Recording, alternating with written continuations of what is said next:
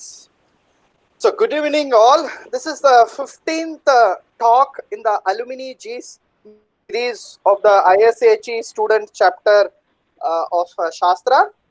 Today we are going to have a person from 2013 batch who has a bachelor's degree from Shastra and a master's degree followed by Shastra from Roorkee, and now he is doing fantastically in something which is the order of today in data analysis and data analysts.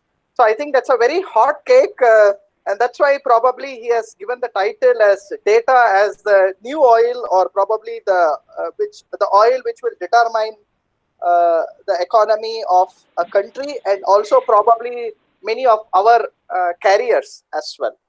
So I'm very happy to have Neeraj. I have shared his bio. I would just recollect one aspect of Neeraj which I want all juniors to follow is his fearless attribute in asking questions or in getting back for clarification.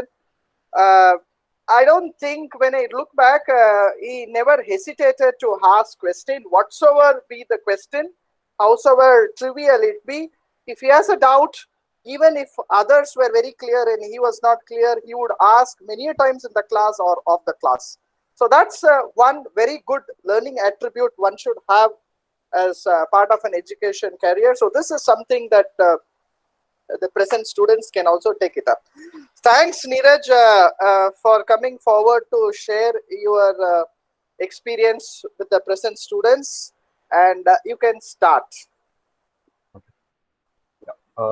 Okay. I have stopped my presentation, so if you want to put slides, you can make your presentation also. Yeah. Yeah, sure, yeah, sir. You can start. Just give me a minute. You can speak and then start your slides also. Yeah. Just a second. Okay. So, yeah, just to start with, thank you, sir. Thank you for the introduction, and those are really kind words. So, I would just like to, apart from just the introduction that I gave, so like this whole thing about fearlessness, right? So I think it's more of curiosity that I had, which I wanted clarified then and there. I pestered Naren sir a lot, and a lot of others also. But I think one thing that I would like to at least thank Naren sir for is like even after those consistent pestering, he still answered all of my questions, which I'm very thankful for to till this date. So yeah, I mean, like I urge all of you guys to go pester him as much as you can, because there's like a lot of knowledge that you can get outside of the class, which I feel is like very important, and that comes only with like personal interactions that you have with any professor for that matter. So yeah, I'll just finish here and move on to the topic. Let me just present my screen.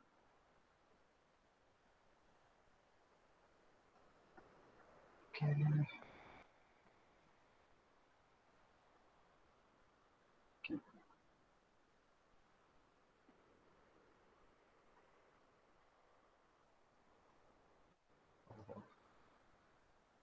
Just a second, sir. Yeah.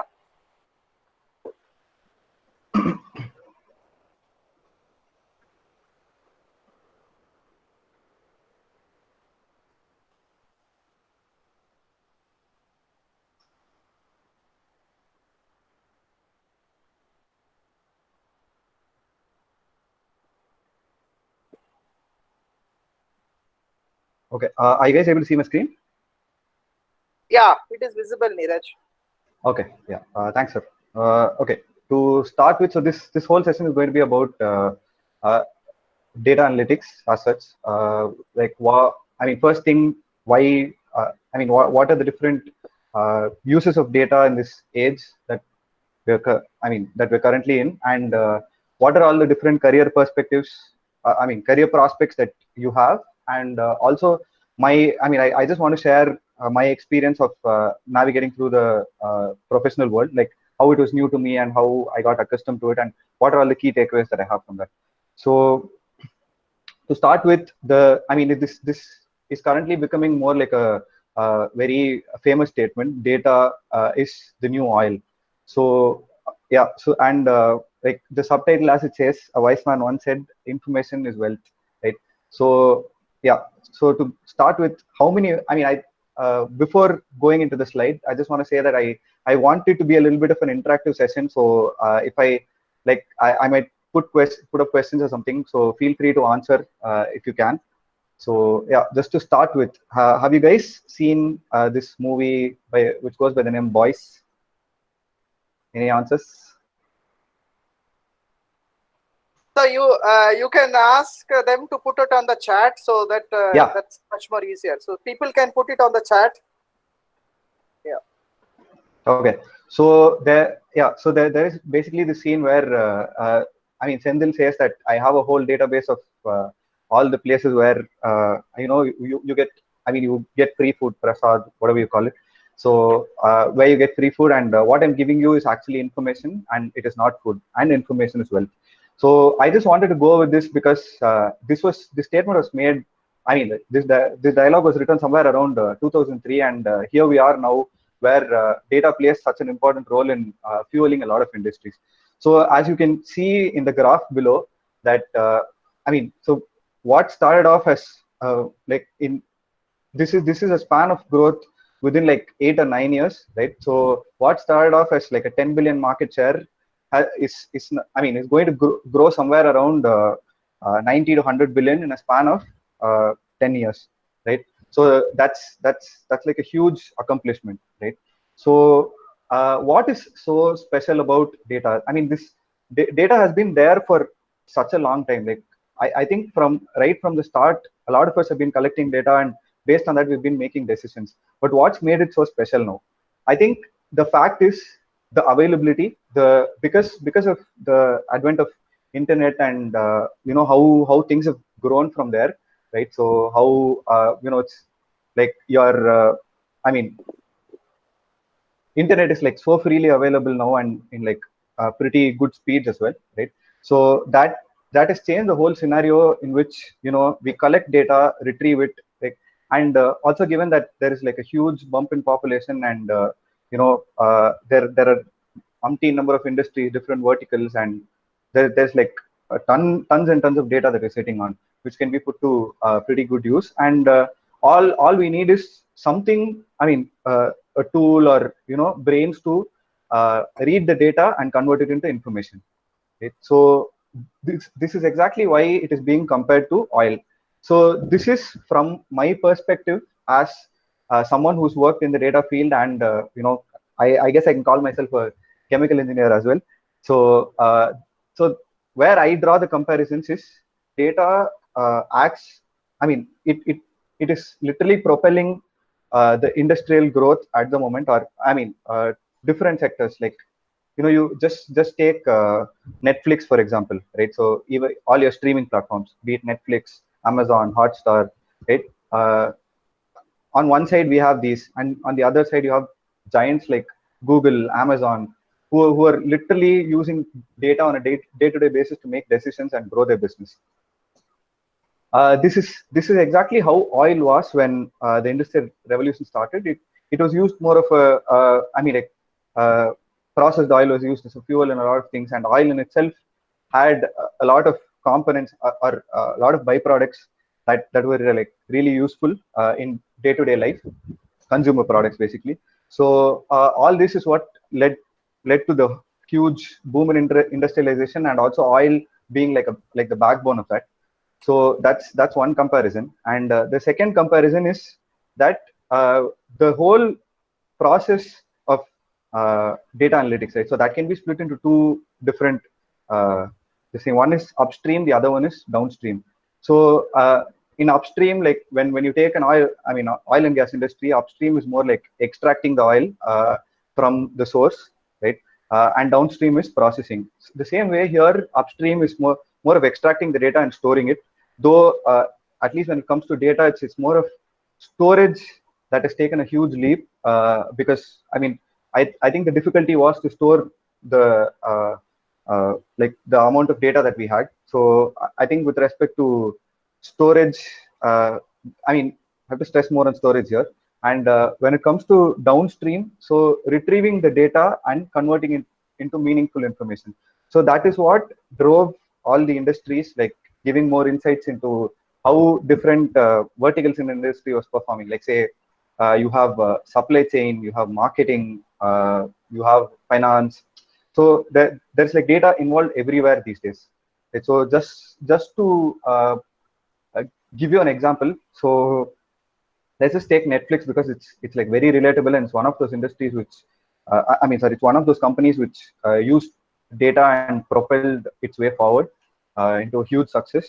So Netflix, when they started off, they probably started off as a like a platform where you could onboard content, and you can watch it through the internet, right? I mean, something like YouTube, but probably not free content, paid content, right?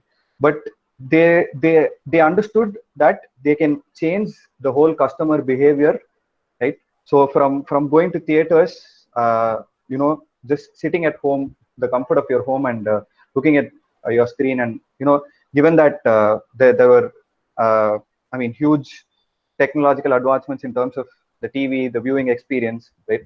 So they just wanted to bring everything to your house. So in that context, so when they started like creating their content, right? So one of the major series that actually Netflix got fame for is House of Cards.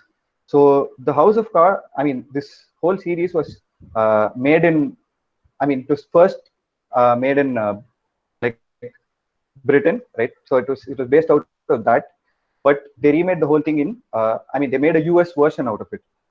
So they actually did a survey, and they did a lot of analytics around what kind of uh, content that their users wanted to consume, and based on that, they actually chose who had to be the lead actor, which is Kevin Spacey.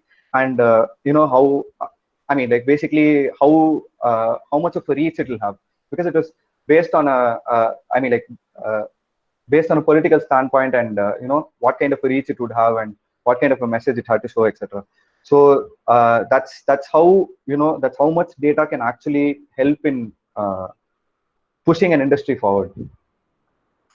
So this is why that there's like a lot of hype around data as such at the moment. So what I'm going to concentrate on, at least in the next like coming slides, is the analytics part of it, more of the downstream, because I don't know much of the upstream. So I'll just stick to the analytics part of it, and I'll just explain what are all the different things that you have in the analytics. So we basically have four types of analytics. As you can see, they can be classified into descriptive, diagnostic, predictive, and prescriptive. So like before I get into explaining these things, I just want to like take a scenario and explain it, because I think that'll help better, right? So let's just, I mean, this is just like an idea out of the blue. So because I spoke about the voice and the scene, right? So let's just scale it up.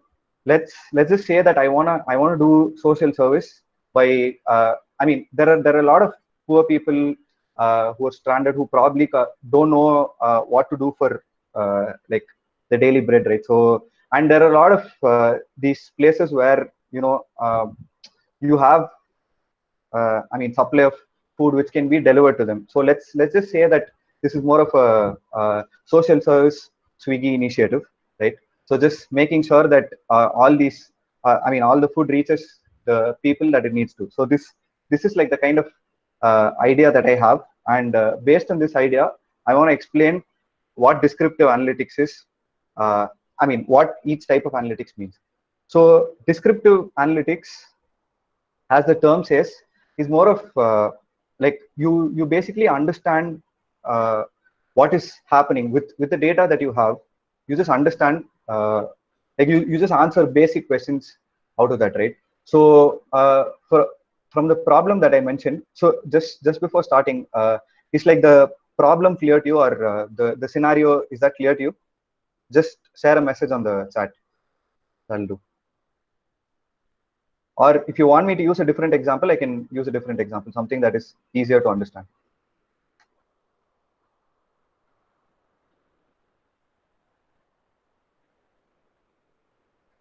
Okay. Fine. Or else I think I'll just go with like a very common example. So say something like a retail store or a retail chain of stores, like your Big Bazaar or you know, yeah, just keep Big Bazaar for example. Right. So there are like numerous customers who come and go on a daily basis, and making some sort of a relationship with each and every one of them is very difficult, because I mean, initially how it used to be, so is like you, for each and every area you had like small stores where there was a small population in that particular area. They used to go there, they used to interact with the store guy, they had like a very good relationship, and the store owner also understood what the customers need from them. But now things have changed a little bit. Now we have all these big stores where there is like a variety of uh, things that are available, because I mean, as such, I think we have gotten used to more choices being available for us, so we prefer going to probably all these big retail stores, right?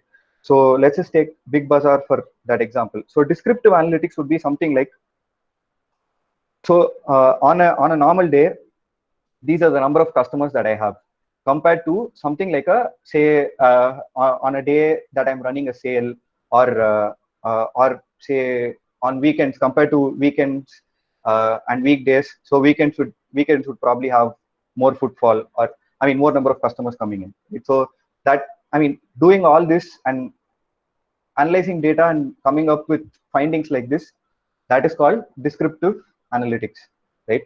So and the second goes to, I mean, the diagnostic analysis is basically why did this happen, like uh, so to just give you an example, take mm, like say there was a, so take this whole corona situation, right? So after the COVID-19, like after at least the initial times before the lockdown, people were still skeptic, because you knew the news that yes, there is a pandemic that is happening, so I need to take my precautions, so I'm not going home. So the number of customers that are going to come to your store, it has reduced.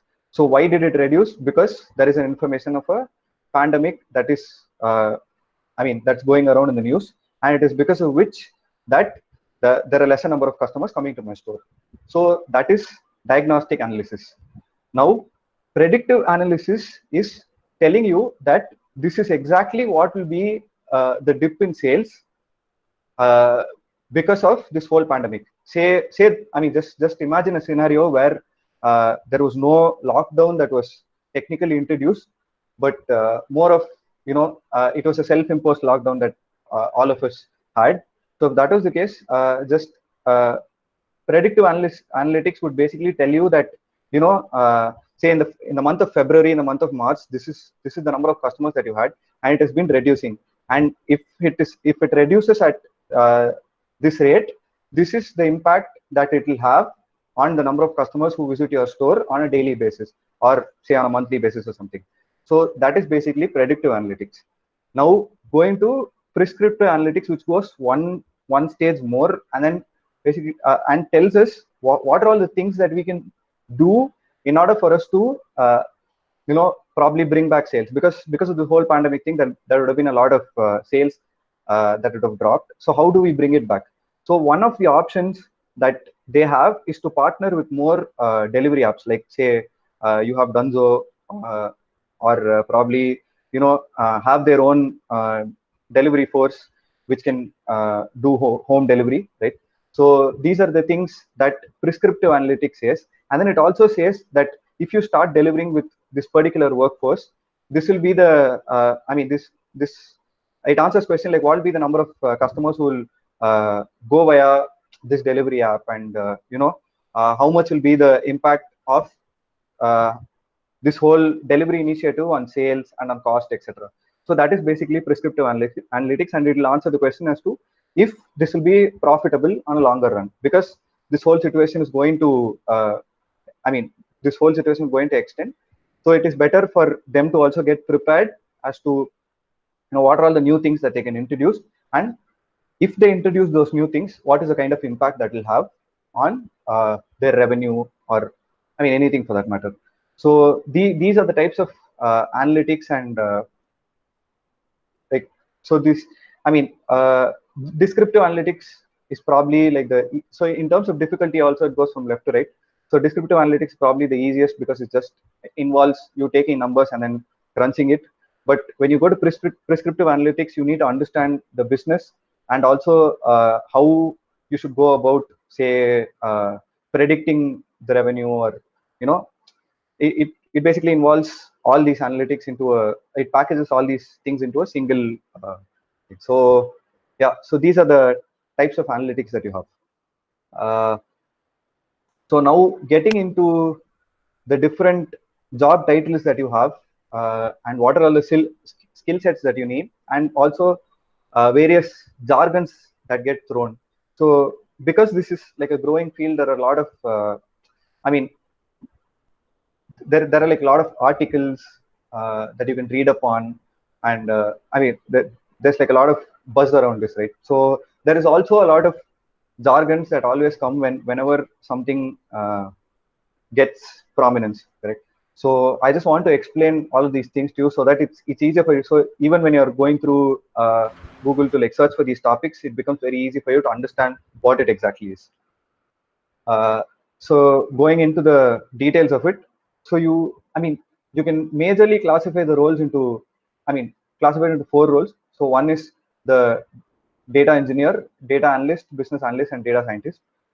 So data engineer, and yeah, so based for the skill set, there are 3 major skill sets that you need when you want to take up analytics as a profession. So one is basically math, which majorly involves statistics. So that's like a major chunk of math that you have to know. And if you want to get deeper into, like, say, the technical part of it, like, you know, like you want to get into like artificial intelligence or machine learning, which I'll come to later. So you might probably need a little bit of background on algebra, etc. So so I'll and the other skill sets that you'll probably need is a little bit of coding, and also knowledge of the business that you would be working for, right? So say if you're working for a retail, then it's better if you know what are all the things that you need to look for in a retail business. Or say you're working for a bank or something, then you need to know how exactly a bank functions. What are all the different roles that you can, I mean, what are all the different places where you can have analytics play a role. So these are things that you would need to know, and I've classified the skill sets accordingly. And also, what is the requirement for each of these roles in each of the skill sets that is required. So that's what the table says. So data engineering is more about how you extract the data and how you store it. So this, I mean, for those of you who have done computer science in their like level, I mean, in their high school, they would know that, you know, database management systems. So a DBMS. So data engineers are more of, I mean, they work more into the data management side, where, you know, you just have to create tables to make sure that it's maintained and the flow of data is not disrupted at any point. So that's with respect to a data engineer. A data analyst is someone who knows the data in and out, like I mean, who knows what each table is, I mean, what exact information that each table contains, and what are all the different things that you can, what are all the different numbers that you can crunch out of it. And also many a times what happens is data is not present from a single source, so you need to understand the data from that is different, I mean, that is present from different sources. Like, to give you an example, I mean, I'll just take retail because I went through it. So in a retail store, what you have is, so one thing is your transaction data, right? So you go for every transaction, you know that these are all the items that you've got, and this is the total amount that you've spent. And there is also like customer-based information. You know, this is the customer's number, this is his age, and this is the area that he lives in, etc. So these are all the things that you have in terms of customer-based data, right? So a data analyst kind of knows all this data in and out, and he or she knows what are all the things that you need to do to clean up data. So more often than not, just imagine a scenario where you go to a store and you just do a transaction, and sometimes, you know, the card gets declined. from my experience, at least, I've seen that this data also gets recorded. So as a data analyst, you should know that these are all the discrepancies that can arise from a data, and make sure that you clean up all these things, like you clean the data set, and then you make sure that it's like ready for analysis. When it comes to the skill set that this involves, so you need a little bit of math, because you need to understand statistics, like basic statistics at least, which would tell you that you have your basic statistics like mean, median, mode, etc. So what all these things mean, and how they apply to data, and what are all the actions that you can take with this information. Like say you have outliers, do you remove the outliers, or you know do you sort of find out a workaround with it? So these are all the things that a data analyst should know in terms of math. And coding, I would say, is like medium. And when it comes to the business, I don't think as a data analyst you need to know much of business. uh, a business analyst role is very similar to a data analyst, but except that rather than knowing how to like work on the statistical part of the data, a business analyst needs to know what can be inferred out of the data that is there. Like basically understand the business and convey to the team that using the data, this is what I found out, and this is what you can do to business. So basically, you know, a data analyst does the rest of the part, where a business analyst comes in, where he's actually prescribing what needs to be done. So he's someone who knows, he or she is someone who knows the business inside out and makes recommendations accordingly, right? So that is the role of a business analyst. A data scientist, I think this is like one of the like the premium roles, I could say, something that's like really fancy also in a way.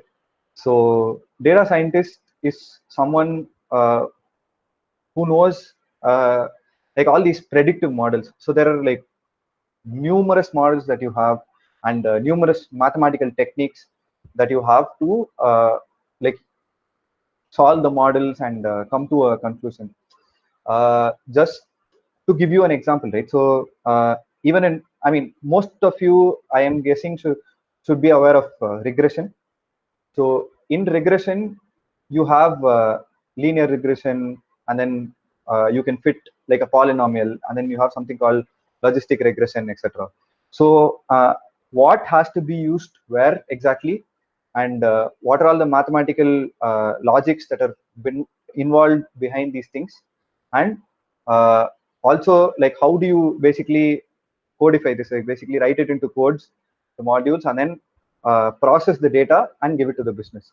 So that's what a data scientist does. So it's a role which is heavy on all three fronts, to be honest, and probably a less on business side, maybe not much of business, but on the other two, it's very you know I I mean, you need like a lot of knowledge on these things. So when I say coding, few things that I want to clarify is, so there are different softwares that are used. So you have sorry, different tools that you have for coding. So you have Python, you have R, and people even do a lot of data analytics, machine learning these days with MATLAB. So these are like the three major tools that I know of that I've been using at least extensively, like majorly Python and R. But yeah, so these are the tools that you have with respect to coding. And if you guys have any sort of like an idea to get into this field, then I would suggest that it'll be better if you have some sort of a experience with all these things.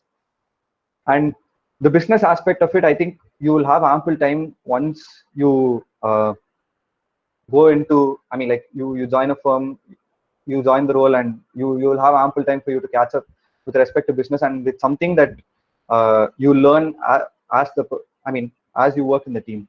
So I would say that business is not something that you can concentrate on at the moment, but at least math and coding is something that you guys can take up actively and do courses. So there's like a lot of courses available on online, like free courses, which can get you started on all these softwares, and also the basic mathematics like statistics and uh, linear algebra, etc. And coming to the second part of it, which I mean, even I had trouble when I joined as a analyst initially, because my background was chemical engineering, like all of you had, and I mean, when I went in, most of them were more experienced than me in my team, and a lot of them knew. I mean, they were also from little bit from a. I mean, few of them were from a computer science background, so they were all very well versed with this. But me going as a fresher with no background knowledge was very difficult for me, and they were throwing all these jargons, and it. I mean, I basically had a lot of sleepless nights thinking about these and having them in my dreams. So yeah, so these are the different. I mean, a few major jargons that you have is, one is machine learning. So what is machine learning? As it states, I mean, as it states, it's basically the machine which is going to like take all the input that you feed it. It's going to read. It's going to learn from all the input. It's going to like find out patterns.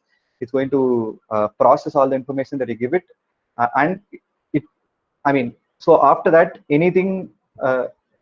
Okay, so let me just explain it with an example. So let's just say, let's just take my, let's just take consumer behavior, right? So as I mean, when we go to stores, we have, there are few customers who may or may not come to the store again, who may or may not visit the store, and there are few customers who keep uh, coming continuously to the store, and there might be a few who visit like at different points in time, at like say like they come only once a month, or once in 3 months or something, but then they shop in bulk. So these are different types of customers that I can I mean, I have data of, right? So what I'm going to do is basically profile these customers. By profile, I mean that I'm going to say that, you know, the customer who comes once, shops only in these categories. Like say he comes only to shop electronics, like people who come to shop electronics, like say someone who comes to buy a TV, he might come only once. He bought a TV, he was satisfied with it, he doesn't come again for like a very long time, they say 1 year, 2 years, or whatever it is. So someone who buys a TV has a less chance of coming back again. And customers who come frequently buy all these smaller electronics, like say earphones, or you know uh, let's just say screen guards, etc., etc. So these are things that I can classify based on the consumer behavior exactly. So now whenever I'm going to feed, so I've fed all this information to the algorithm that I created. So now the algorithm has processed all this information. It knows that, if a customer comes and he buys like a costly electronic item, then there is lesser chance that he's going to come back again. So there is no point you for me as such, as a business owner, to invest any amount in him to do any sort of promotion, right? So this is what machine learning does. So basically I tell it, uh, I mean, I'm going to tell it that these are all the set of rules. I've fed it, and then whenever a new data comes in, it's going to process. I mean, it already has the knowledge. It's just going to predict if you know uh, predict the outcome. So that's machine learning. Artificial intelligence is more of things like Siri or Alexa, etc. So you are feeding it with constant information, and it tries to act more like a human, uh, where I would say that, Siri, Alexa, etc. have gone to the extent that they're able to uh, interact with us with any sort of, I mean, any sort of question that you ask, it has an answer for it. It interacts. It even gets to the point where it sort of understands you better than the people around you, right? So that's the point that we are gradually getting to. So I mean, that's basically artificial intelligence, something that mimics human behavior, or tries to mimic human behavior. It collects information from a lot of aspects, and there. I mean, the machine learning is more of a single. So the end objective is very clear for a machine learning model. that this is the task that I want to do, and this is the input that I have. So that's basically machine learning, and it it's more of the machine comes up with ways to strategize and do everything by itself rather than you spoon feeding it every time. But with respect to artificial intelligence, it's entirely different. You have n number of things running parallelly. It processes everything. It's like basically a cluster of machine learning models, and that's why it's able to like mimic human behavior so nicely. So that's artificial intelligence. And neural networks. So neural networks is, so I mean, it's a part of artificial intelligence, right? So as the name suggests, it it is something that mimics our, I mean, the way our neurons function inside our body. So any message, it passes through the neurons, right? So that's how it goes to the whole body, and your whole body acts.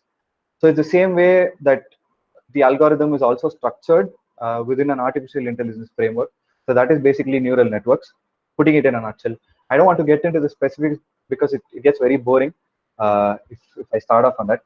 So yeah, and you have things like regression, clustering, which are all methodologies or processes that you have in place for you to apply for a particular problem that you want to solve. Like say, as I suggested, right? So for you to classify customers and then put them into different buckets. So that's basically clustering. So any customer who comes in, you can say that, hey, you can basically put them in this cluster, and every cluster has like a unique behavior associated with it, and based on the behavior you can modify the way you treat those clusters. So that's basically clustering. And you have something called unsupervised learning. So this can be explained with like a very simple example. So I mean, as a child, many of you might have solved jigsaw puzzles, right? So for you to solve a jigsaw puzzle, you had this information that you had the image shown on a separate like on the box, right? So you have the image. All you have to do is put the pieces together so that it forms the image. So and there are also defined boundaries to the pieces, correct? Just imagine like an incomplete jigsaw puzzle, or so you basically don't have any of the I mean, you don't have an image that you have to uh, create out of the jigsaw puzzle. Neither do you have all the pieces of the jigsaw puzzle. So now, how you and majorly you don't have any pieces. I mean, any piece that forms the boundary. So in this, I mean, like with this constraint, so all you have is a vague, like you have different jigsaw pieces and then their structures. All you have to do is by means of trial and error, you somehow get to the final image. And this is, I mean, this image can technically be anything, right? So I mean, you're just putting the pieces together. You don't know what is going to be formed out of it. So that's basically unsupervised learning. It's more like, you just write the basic part of an algorithm, you leave it be. It just collects data from different sources. It's going to teach itself how to do things, and it's going to reach the endpoint somehow. So that's basically unsupervised learning. So these are all like the major jargons that you have thrown when you start reading more on data analytics or data science. So I just wanted to wanted this session to help you identify a few things, so that when you look at it, you don't get confused. And you know when you probably search for the term, this context kind of helps you better to narrow down on what you want exactly. So yeah, and I think that's it with when you look at the broader perspective of what analytics has to offer for you, right? I mean, this is a very like this is an evolving field, and it is being used in multiple verticals. Uh, with respect to chemical engineering, I'm not very sure, because I think we've been doing modeling for like a very long time. Yeah, so we've been doing modeling using data for a very long time. So this is not something that is new to chemical engineering as such, as far as I can understand, as far as I know. But maybe we have like a lot of prospects when it comes to probably automating things a little bit, in the sense that you know that, I mean, you've learned that when two compounds react, what will be the end product. So for now we experiment these things and then we figure out, so that there is basically a process behind this, right? So if we can maybe use all the data that we have and train models and then tell it to probably just predict that if I come, I mean, if I make these two compounds react with all these constraints, will, I mean, will the reaction happen, will the reaction not happen, etc. So these are all the things that we can probably uh, as far as I can see, these are all the avenues that uh, we have from a chemical engineering point of view. So with respect to other, certainly when it comes to other divisions like say marketing, supply chain, finance, operations, right? So you have data analytics being used everywhere to sort of optimize. And yeah, definitely process control is something where data is used extensively. You have a lot of data, and uh, I mean, you can probably predict failures, failing points with respect to processes, etc. So that's also some one of the use cases that you can have for data analytics in a process industry as such. So yeah, so you basically have like a myriad of things that you can do with the amount of data that we're sitting on, and there are a lot of avenues, and it's still a growing field. There is untapped potential for this to become huge. I mean, like how we had we had the IT boom. We've seen only a glimpse of the data analytics boom coming in, and as I said, there is a lot of, I mean, at least when it comes to artificial intelligence and machine learning, there are like a lot of things that are still untapped into. So those are all things that you can probably read about and research a little bit so that you get an idea. And if you want to proceed to this field, then I guess, I mean, I can tell you that this is a very interesting field, especially for people who like mathematics, and also like, I mean, if you like a lot of logical reasoning, and it also uh, can act as like a ladder for you to pursue MBA, because I mean, analytics is like a sought out field now, and there are a lot of MBA schools that prefer if you have like an analytics background. No, I've seen a lot of my friends, like after working for 2 or 3 years, get into MBA and like into really good colleges. Like you have IIMs, ISBs. I mean, you have IIMs, you have ISB, and then a lot of other institutions that you've gotten into. So this can act like a forefront for you to uh, understand more of the business side of things, the process side of things, because this goes beyond your, above and beyond the field that you've probably studied and your comfort zones. So this is something that you can happily venture into and come out with like a lot of learning. So yeah, that's about with respect to analytics.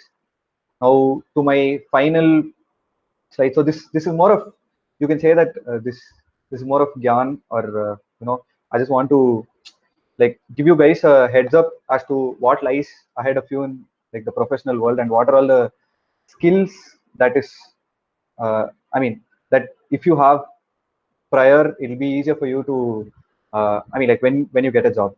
So this is not to do with analytics. This is just any, I mean, even industrial jobs for that matter, or any job that you take up. So the first thing, uh, I mean, it's just a funny thing that like when I got the job offer, like I thought my monthly takeaway salary was somewhere around. I mean, was like the CTC divided by 12, but that is not the case. So these are all the things that will be nice if you know before, like you go into the job, right? So taxes are something that are very important that you learn uh, before you go into the professional world, and also like how you're going to invest your money, because you're going to have like a lot of money, and the first thing that comes to your mind is to probably spend it. But again, you can save a lot on taxes if you invest money. So it's better if even colleges have something like a session for you guys, like right after your placement or something, where they talk to you about these are all the things that you need to know once you get into I mean, like once you get a job and get into the professional world. And yeah, there are other things like philosophically that I learned along the way when I started my professional career. So I mean, I've pretty much all of college, as I said, it's been more of a I mean, like a good experience for me in terms of the people that I met and you know the fun that I've had, and probably, yeah, I mean, the amount of knowledge that I've gained also. But when you step into the professional world, I think the scenario is entirely different because I mean, as a person, I was like a very easy go lucky types, like I mean, just go with the flow, and I probably did not have much of a clue about a lot of things. Uh, I mean, like say there are a lot of basics. So I mean, I guess a lot of you should have attended Abhinav or Vidya Shankar's sessions. So they had clarity as to, this is the sort of career that I want. This is the sort of job that I'm going to get into.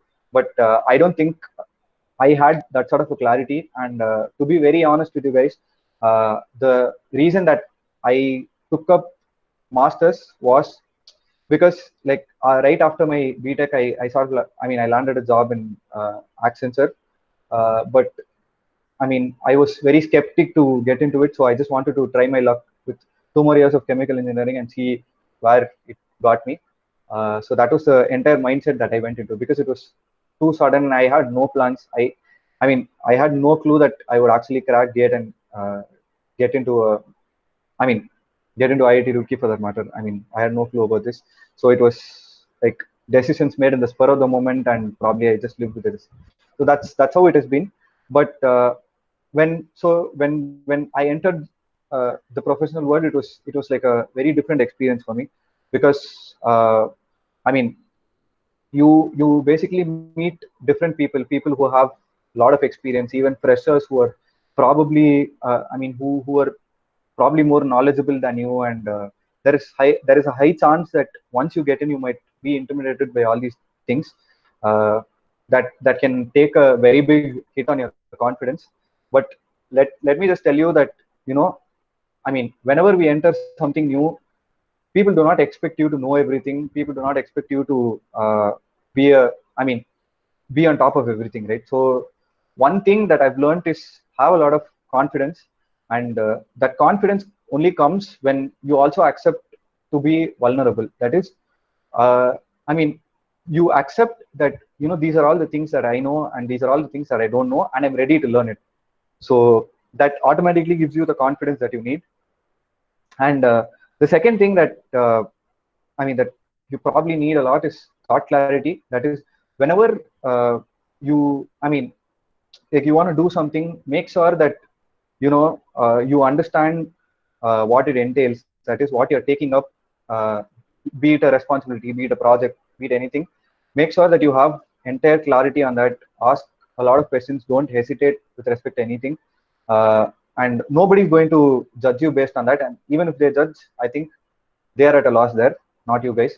So I mean, keep asking questions, and yeah, and also communication. So one thing that you guys need to remember is, I mean, I was not that confident while communicating, because uh, I mean, you through this talk also, there are a lot of places where I kind of stammered, I collected my thought, etc. So, but this should not take away the confidence that you have in your communication, and also the fact that you might not be that proficient in English, or any language for the matter. So just make sure that you put your thought out with confidence, but also make sure that you exactly have a clear understanding of what you're going to communicate. That's the only thing that I would say that you need for you to communicate it efficiently, and that is something that is very important when you probably have a chance to communicate with your superiors, like maybe ask them questions, or you know when you start like working as a team, etc. So when you communicate with your team members, so all these things are like very important when you enter the professional world. The second thing that I want to cover is planning. So as I said, I never believed in planning as such. Just go with the flow. I mean, enjoy the moment and cherish it later on. But it so happens that that is not the best way to go about uh, when you actually start working on things. So you need to have uh, I mean, so first thing, there are you work based out of timelines. It's not like like your exams that you give where you just study the night before and then you go get whatever grade that you get. Right? So it's not as simple as that. Don't I mean Also don't fear, because this is very easy. It's not something that is difficult.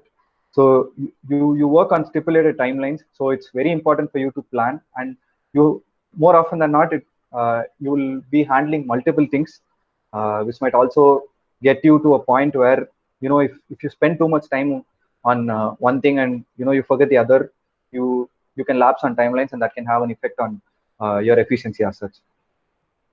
So that's what I want to tell you with respect to planning. Just go with just go the mindset of expecting all these things once you enter the professional world. uh, and Yeah, the third thing is, it's a very fast changing environment in any company, or I mean just with the world in general, right? So this take this whole pandemic for example. So it's changed the way that we work in a time that we were not prepared for, to be very honest. Not a lot of people were prepared for this. So even us, like as a company, like we are actually a very small company of only like 30 people or so. So it was probably easier for us to uh, adapt to this change. But just imagine all the big companies that have adapted to this whole, working with this pandemic. And it had to happen in like such a short span. That's when, I think that applies to each and every individual as well, that you need to embrace change as such, and you know be prepared for anything and everything. And the more adaptable you are, the higher chances of you surviving in such an environment, and also for your growth as such, for you to evolve as a professional. So I would say that that's very important. Like, you go with this mindset. And a few other things that I want to stress on is, I know that like sticking to all these deadlines, and even when I was doing my project, I think I took a lot of stress. This I think Arvind would know best, because he was with me throughout. He was basically my project mate, and he kind of knew what I'd been through. I was more paranoid because uh, both of us lacked planning for that matter. And yeah, so, and I used to get too paranoid, and he was someone who maintained his cool a lot. So I think that's something that you need when you go to, like when you start working, right? So maintain your, be calm and composed. It's not any hiccup that you get into, it's not the end of the world. So don't get paranoid and probably lose out your way. Just wait for a second, just think through, be calm, and just handle the situation. That's what I would say. Plus other things, majorly work can be very very stressful. So uh, always make sure that you have like a very good balance between your work and life. This is something that I lacked initially, because I used to, I thought that taking more things up, working a lot, can actually get me to a better better position, and probably make me look good in front of uh, the people that I work with, right? But that was not the case. And Yeah, so you just need to prioritize your work accordingly, and also make sure that you have a life outside of work. Like, I mean, there are a lot of things. I'm pretty sure that a lot of you will have hobbies, like, say, you guys will be a part of literary society, or you could be doing drama, you could be doing music, whatever it is. Just make sure that you don't lose touch with it, because college you have like a lot of time to do all these things. But when you get to work, you might not have so much of time. But make sure that, somehow you get this balance where you sort of squeeze that in as well, because that's going to help you in the long run. And few quick things that you can probably, like, it's good to have. one thing is email etiquette, something that's very important, because when I went in, I mean, I didn't know how to write proper emails. I think Naren sir can like back me up on this. That you know, like majorly, like how do you address someone, how do you finish it, and how do you not beat around the bush and get to the point, etc. So email etiquettes are something that you need to understand, like CC, BCC attachments, everything has like a way in which you have to proceed. Even naming conventions for that matter, which I think Naren sir would have stressed on while working on projects. Uh, and yeah, Microsoft Excel and PowerPoint. Excel is actually a brilliant tool if you know, you understand the integrities, and you sort of dwell into it a lot. And yeah, PowerPoint is also something that might come of use to you, like be it in terms of presentation, conveying your idea. I think this is like the best medium that's available at the moment. So yeah, gear up for, at least with respect to fourth years who have gotten players and who are gearing up to get into get into their jobs. I would say that, you know, these are some things from my side which I learned and I wanted to share with you guys.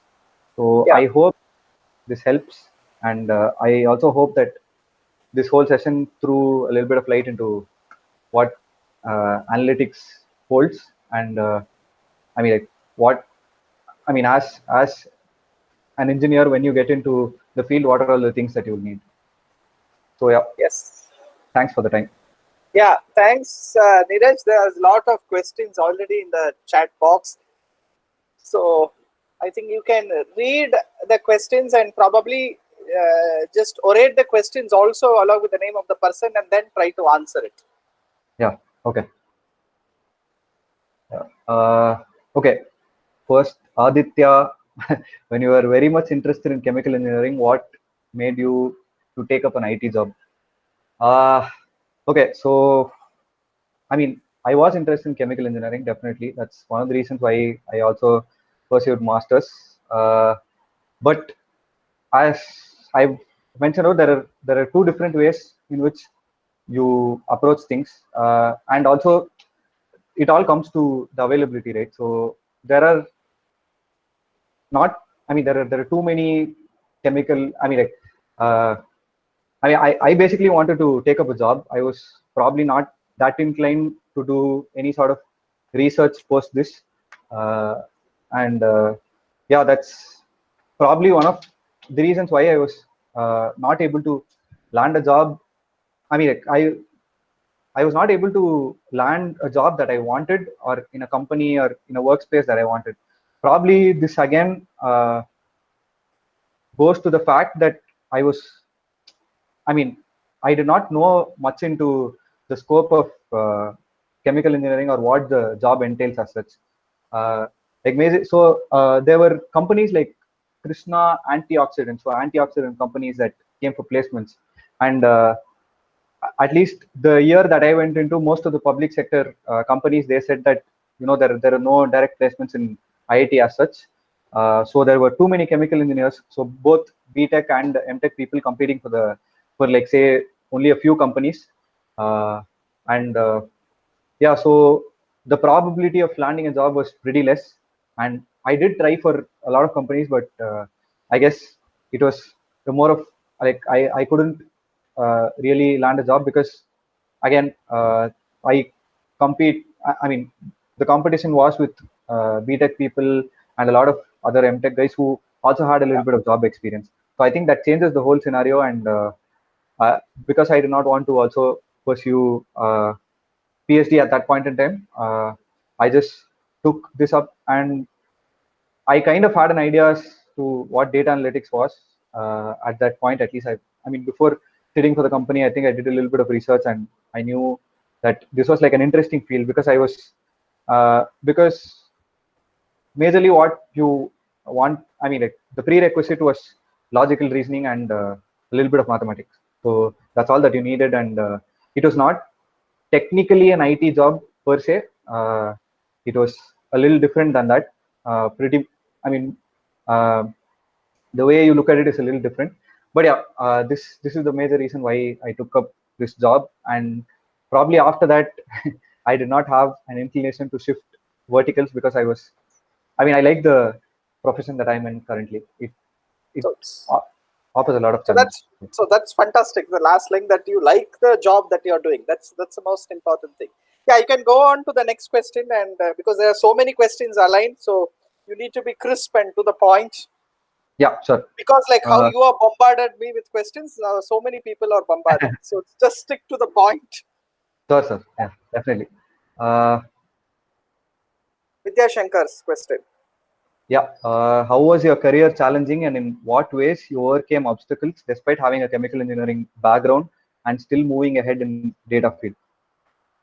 So first thing, I had zero knowledge in any of the three skills that I mentioned. So neither did I do much of, I mean, neither did I know much of statistics.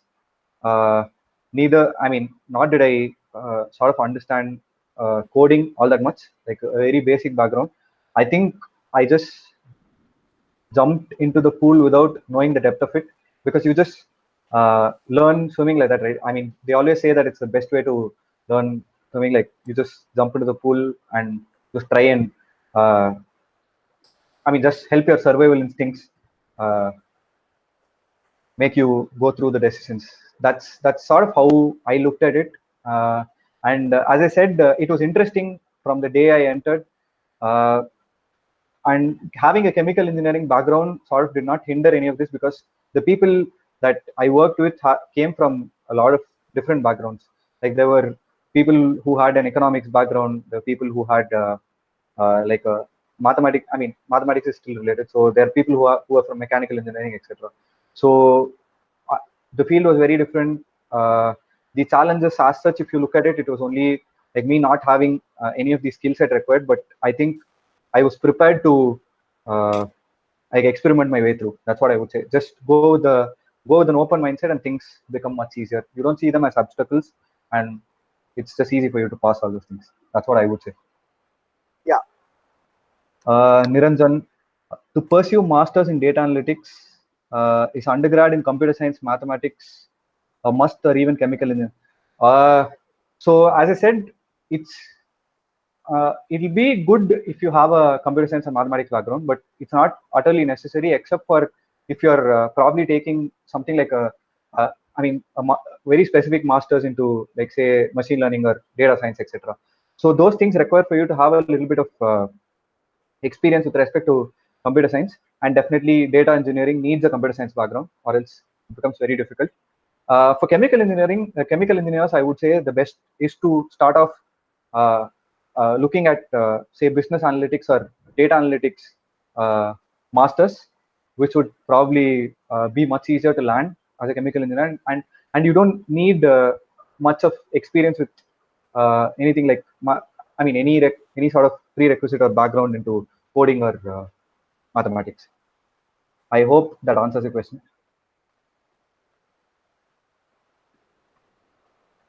Given that we're Naren sir, so given that we are going to have more data science based jobs, what specific mathematics courses to be taken up at UG? Any specific elective do you think should be introduced? So, so this is something that I had in mind even for chemical engineering. So I mean, I think we had numerical methods for like one semester, I guess. So in Roorkee, I did 2 semesters of advanced, what they call advanced numerical methods. I think it'll be nice if we can have that, because that also helps in data science. So I mean, it's basically matrices, algebra, etc., which play a little bit of role in advanced numerical methods. So that is a good course to have. And statistics, like the basics of statistics, is something that you need to know, and I think it's covered, but probably not stressed on. So we can have something around applied statistics as such, where uh, people apply to like, even in chemical engineering, I'm pretty sure that there are a lot of places where you need some sort of like validation that you need to do. So hypothesis testing, etc. Uh, I mean, t-test, z-test, all these things. So these are things that also come in handy when you're doing experiments with respect to chemical engineering. So I guess these mathematics courses can help. But as such, if you look at it, the kind of depth that the mathematics courses that we had in undergrad those are enough. Like those satisfy the bare minimum requirement for you to understand whatever comes your way when you're taking these professions up. Aditya, can you explain more about unsupervised learning, as the outputs of those models would be difficult to predict and analyze?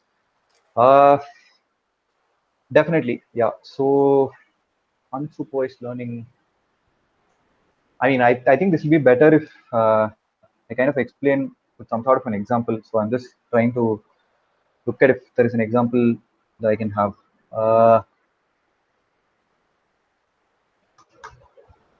So for now, at least, when it comes to models and analyzing the outputs that are required, right? So you have a set of norms that, as an industry, we follow, that you probably get to know if you enter the field. So those norms would also apply for unsupervised learning. So basically, if you look at it, so it all revolves around this, right? So you train the model to do something, it churns some sort of an output. You analyze if the output sort of uh, matches the real world. Say for example, just take any sort of forecasting. Say you're forecasting the revenue of a company, correct? So you are training the model with some sort of a data, or you're just uh, giving like lots of unstructured data to it, and it sort of takes everything in. It understands what the data means. Yeah, it understands what the data means, and then it starts predicting it. So you have the output, you know what the real life scenario is. So you sort of keep that as the benchmark, and then you compare. And there are a little bit of mathematical, I mean, there is a way of seeing this mathematically also. Like you see that you have something called confidence intervals, etc., which you define beforehand. And if it doesn't cross that confidence interval, then you say that the model is pretty accurate. So I think that's how majorly we analyze the outputs as such. And yeah, so that's how we go about doing it, even with respect to unsupervised learning.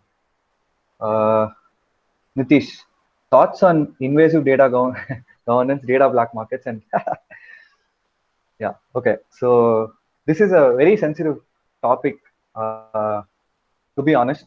Uh, Invasive data governance, I mean, I've never been for it, to be honest. But there is also this thing that, I mean, there is data that, I mean, you're probably willing to give, right? And so I think that needs to be defined. And there are a lot of things that you can do to probably, I mean, so in recent times, at least, there have been a lot of conspiracies around this, and you know that Facebook was involved in a lot of conspiracies, etc. And things have tightened up after that. I think there is always mistakes that need to be made before people start realizing the importance of something. So I think people started realizing the importance of how their personal data is valuable only after that. And I think that has led to a big revolution in the privacy rules, right? So I think we are heading to a point where a lot of us, I mean, as companies at least, a lot of them are defining a set of terms and conditions. And I know that going through terms and conditions might be very painful, but it's always good to understand it before you sign up for something. There are still a lot of apps that try to take your data, etc. So make sure that you learn. I mean, you agree. I mean, like, before you agree to the terms and conditions, you look at it at least from a data standpoint, what is being shared, etc. Data black markets, I think that's a little tricky. So yeah, so in a country like India, at least, I think it's still very easy to trade, because I mean, from what I've known, or from what I've read, at least with respect to the theories, that there are a lot of black markets which, even like, when you say go to a Xerox shop and you probably scan your government ID, etc. So they make copies of it, they sell it out, and whenever you give a number, that gets circulated, where the strict policy is actually for them to not share it with any other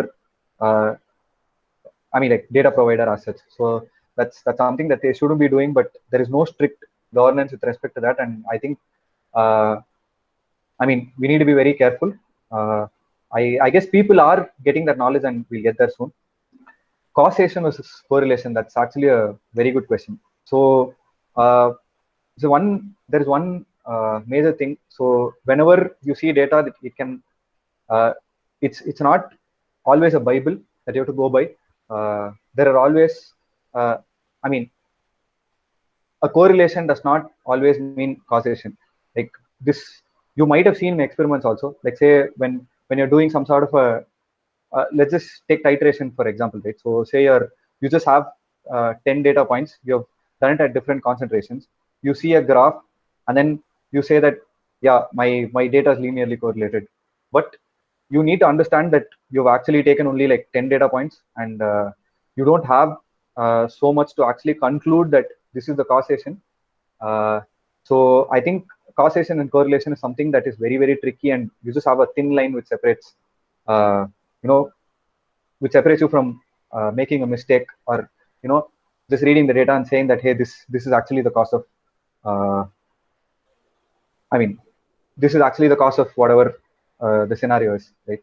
So I think you need to be very careful there. That's actually you can I can share articles with you which you can read and probably gain a little bit more of insights, but this is the overview of it as such. Anirudh, what do operations research analysts do? How different are they from data scientists? Uh, Operations research analysts. So I think operations research is like a different uh, job profile altogether, because it has more to do with how to optimize any function, correct? That you're probably working in. Let's just say, mm, yeah, let's just say take supply chain or any function for that matter. So uh, when Swiggy or Zomato, they generally started off as uh, like they do not know how to optimize their delivery, or their delivery mechanism or system as such. So how it used to happen is you place a delivery, the guy comes, the guy goes to the restaurant, he comes and delivers it to you, and he might get a like just right after your order, he might get another order pointing to the same restaurant, pointing to the probably coming back to the same delivery location. So what they could have probably done is probably give some sort of a wait time for 10 minutes or something, where the guy can collect both the orders and then it can be delivered in the single time. That sort of optimizes the whole process. I think operation research has more to do with understanding each and every function and sort of optimizing it, or come up with way understand how they're working and what changes can be made. What are differences or advantages, or sorry, it's from Kumaran. What are differences or advantages over working in a startup than an established corporate? That's actually a very nice question. So one of the reasons why I wanted to shift to a startup at least was because I think startup is a highly, things are not very stable over there. You come, uh, like you face new challenges every day, right? And your role generally, whenever you go to a startup, your role is not very much defined.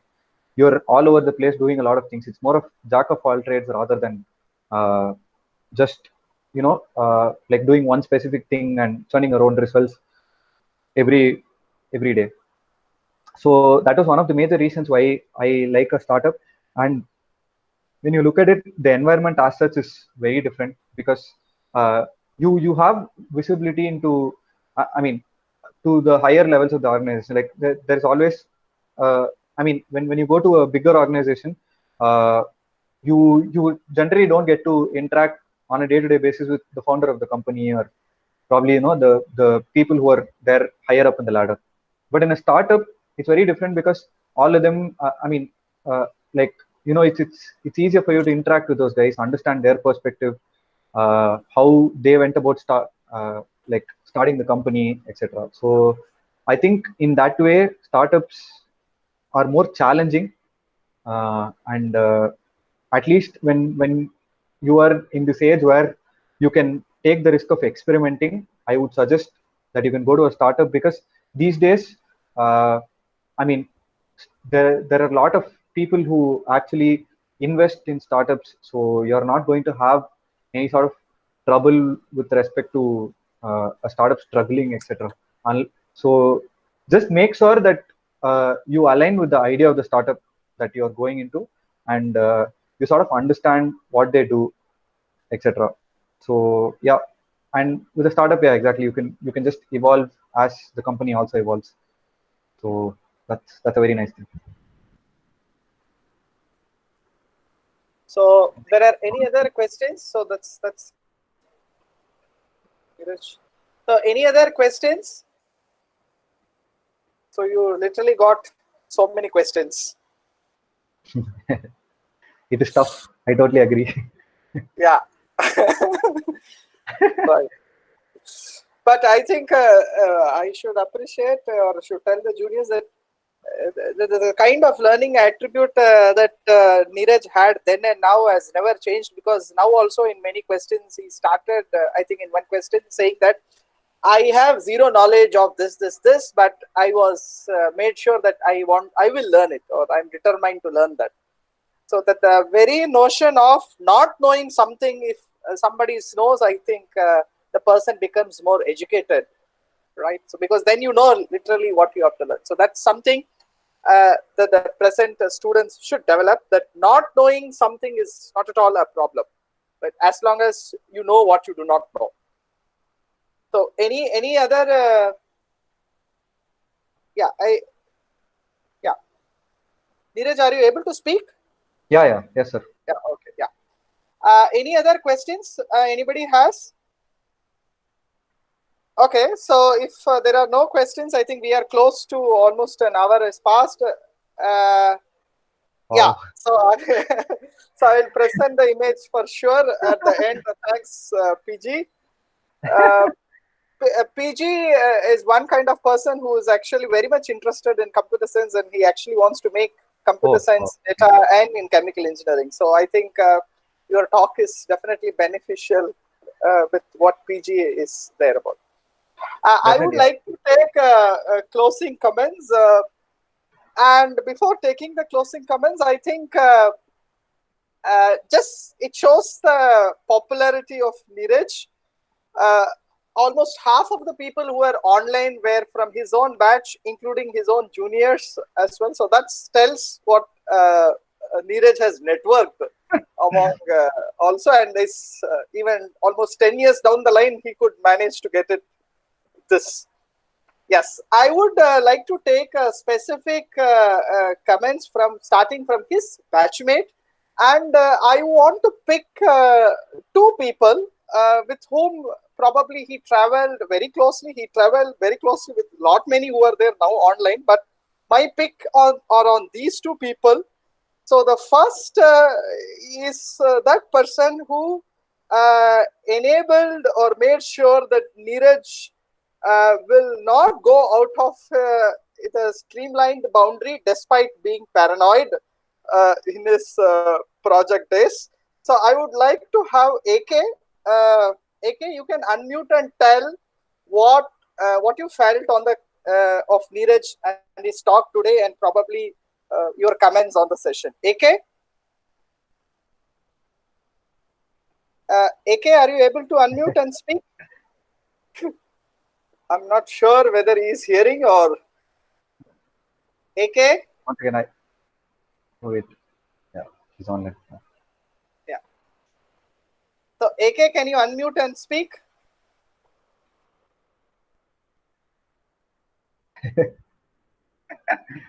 I'm not sure. I don't know. So by the time he finds his earphones, unmute and speak. The other person whom I want is somebody who was not only the let. I'm not sure whether he's there. Probably, I think he just left. I'm not sure. So is Venkatraman is there? Oh, I think he left. Yeah. Yeah, Venki just got disconnected. Oh yeah, Yeah, he's joined. he'll come back. Yeah, he joined. Yeah. So, so the other person whom I want to speak is somebody who was not only the classmate of Neeraj at UG, but was also his classmate at PG, and thereby knowing him for lot many years now. Venkatraman. Yeah, Venkatraman, you can unmute and speak. How is Yeah, your can you hear me? classmate? Yeah. How is your UG classmate, PG classmate? What is your comments on his talk now? Yeah.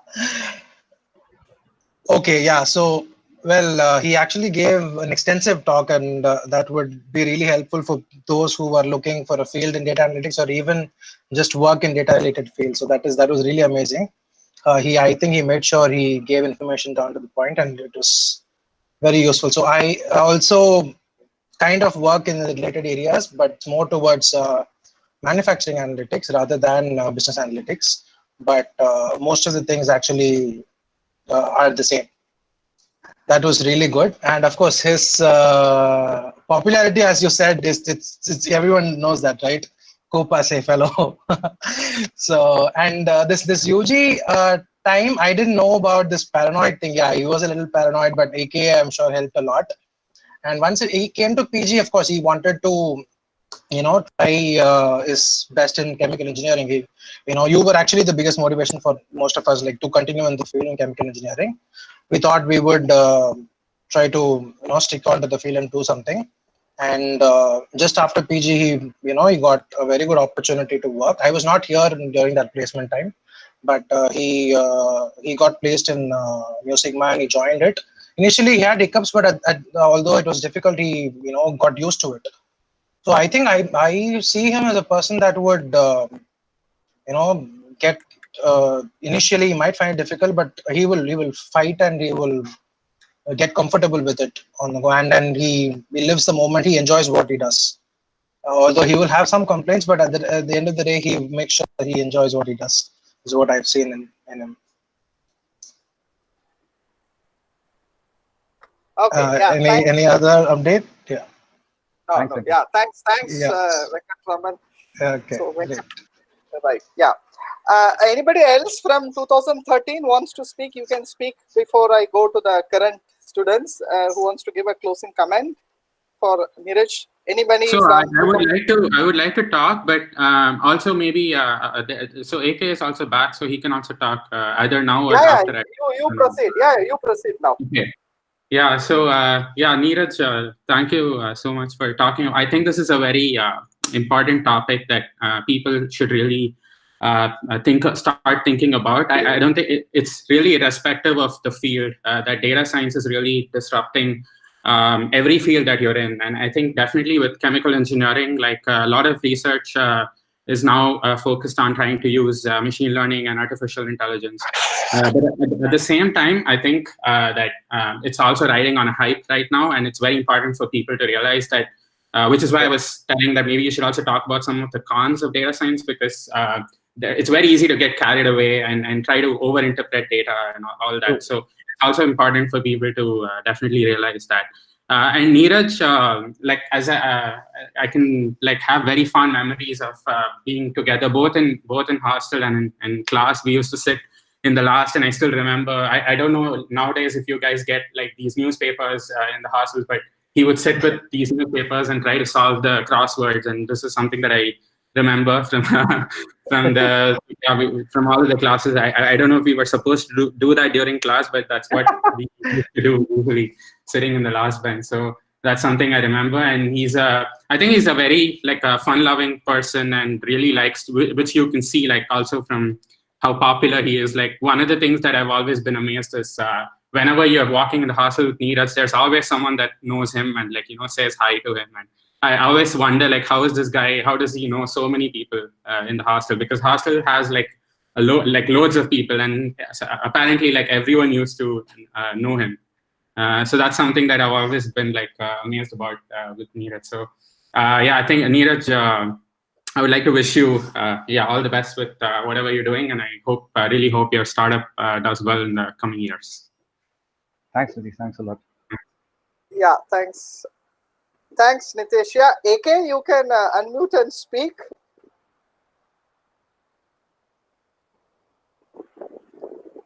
AK? Second round of dinner. Yeah.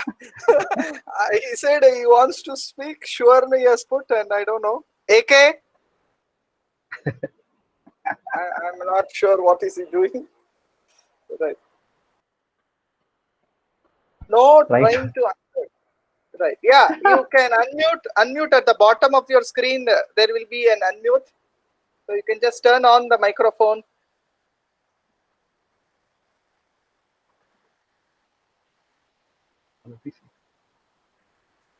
Okay. So AK, are you able to do? Okay. So I think if he's able to do, we will take comments from AK. Anybody from the current students or anyone else for that matter can speak. Anybody? Hello. Yeah. Yeah. Who is speaking? Hi, sir. This is Natraj. Yeah, Natraj. Yeah. Oh, 2013. Yeah. wow. Hi, Neeraj. Yeah. Very happy to see you and hear you. And It's been a long time. yeah, it's been a very long time. Yeah. So first of all, thanks to Narendra for arranging this. And it is very nostalgic to think about the good old days, right? Yeah. The way you were, like you are a very fun-loving and a very cool guy. Whatever it comes, you are okay. Let's take it up. What are we going to lose? You didn't get worried about much things, and as you said through your presentation, the open-mindedness which we have and the confidence which we have will definitely take us a long way. And I think in this situation, I think this presentation and talk would definitely instill confidence in all of us, especially the juniors who have all joined this. And just wanted to wish you all the best for everyone to take up your future roadmap. Thank you. Thanks, Natraj. Yeah. Thank you so much. It was very nice of you. Yeah, Natraj. Fantastic. Yeah, AK. Yeah. So, can you hear me? Yeah, we can hear you. Yeah. Sorry for like 10 minutes I was away. I was having dinner, but I was a great part of Neeraj's presentation. And, me and him have a long history, and, the less said, the better about it. We had a great time, especially under your guidance in the project that we did in the final year. And, he was the one who saved both our skins. So, first of all, a retrospective thanks to those crazy days and how we got through that. And apart from that, coming back to the topic at hand, data science. I was it's in a way it's a kind of serendipity, when you do chemical engineering and then you find yourself, not only Neeraj but different people going different ways and doing the best that they can in those respective fields. And he has done exactly that in this field. Maybe he came across it by accident or by choice, but he is really dug his heels in. And in fact, even recently, I was asking him like how to get your hands dirty with some of these analytical techniques, because some of the work that I am doing, I also wanted to understand his take on how we can analyze and visualize different kinds of data and streamline processes. And he was very helpful in delineating the different ways in which data can be analyzed or can be presented. And he also sort of highlighted the fact that as Nitish pointed out, that not everything requires a heavy end machinery. It comes down to this basically the basic thing that it comes down to is what is the exact question that you're trying to answer, and what is the best method by which you can answer that. That's all you got to keep as your North Star to guide you in your in your journey. And so kind of closing off again, congrats Neeraj on kind of making this mark in this field. And I hope that the people who have joined in this conversation today have benefited as much as they can. And I'm sure they'll reach out to you if they have any sorts of doubts or clarifications or whatever. So good job again, buddy, and keep up the great work. Thank you. Thanks, Arun. thanks, AK. Yeah. So anybody else who wants to give a closing comment from the current students? Probably PG, you want to talk? Yes, sir. Yeah, PG, you can carry on. Sir, actually, today's Neerajana's talk was very much beneficial, as is already said. So I actually got a clarity about all the technical jargons that's floating around. I mean, the differences between machine learning, artificial intelligence, data science, and data analytics, and all.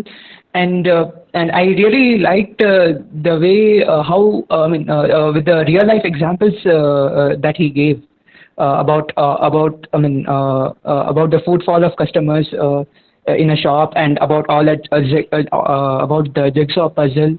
And all that. So, so that actually gave me a clear idea about it, and I will definitely look forward into data analytics. Right. Definitely. Yes. Yeah. And you can always reach out to me if you have any sort of questions. Yeah, sure, Anna. Right. So there is, I think, somebody. Acha, Vinith of your class has already connected. Okay. So I think that last slide is literally fantastic. I think confidence, what is the 3 C's? Confidence, clarity, and I think communication, right? Communication. Yeah. Right. So anybody else wants to talk, or probably I can just wind up now. It's more than 1 and 20 minutes. So I'll just share my screen so that what I missed in the beginning, I will just do justice, and then I will probably close. Is my screen shared now? Or everybody is able to see the image? I just want to know. Yes. Yeah. Is my image seen? Everybody? Yes. Yeah. Yeah. Okay. So that's nice.